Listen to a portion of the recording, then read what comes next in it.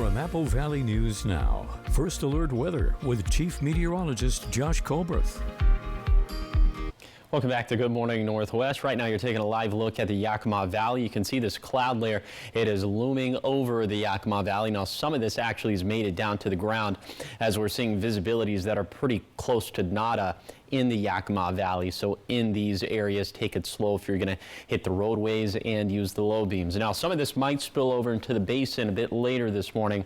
We'll continue to track that possibility. And going back to the Yakima Valley, not just is this fog, but it's also freezing fog as these temperatures are below freezing, not just in the Yakima Valley, but also in the lower Columbia Basin. So I'm thinking in these locations where my hands are, that's probably where you're going to have to break out the ice scraper for this morning. But just a bit too warm for that in the foothills as we're sitting in the mid to upper 30s. Now a little bit later today, we're not going to warm up by much. We're going to end up in the 40s, pretty seasonal stuff, mostly sunny skies in the basin and valleys, partly to mostly cloudy skies for the foothills, and for the mountains there's going to be about a 10 to 20% chance of some showers up in the mountains. And also the fog should start to mix out into the late morning to early afternoon in the valley.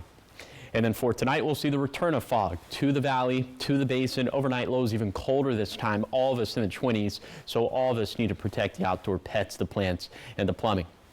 And our highs are going to be even colder for Thanksgiving Day. We're going to have a hard time even making it to 40 degrees in the Tri-Cities, and we'll keep it just about that cold over the next 6 to 7 days. Also, we're going to keep things pretty dry, just little ticky-tack shower chances here or there, but overall this pattern is going to be a cold and dry one, which means we're probably expecting more fog for the basin and valleys, at least during the mornings. Here's the 7-day forecast for the Tri-Cities. Highs fall to around 40 for Thursday and beyond, with partly to mostly cloudy skies. Then in Yakima, temps will struggle to make it out of the 30s for Thursday through Tuesday, and morning fog could become, again, a recurring theme. In Ellensburg, colder starting on Thanksgiving Day with partly to mostly cloudy skies moving forward. And then in Hermiston, we'll have a tough time making it to 40 degrees past Thanksgiving Day, with the forecast staying dry. Then for Walla Walla, we can't rule out a flurry or two for Thanksgiving morning, but otherwise it'll be a mostly dry and cold forecast for the next week.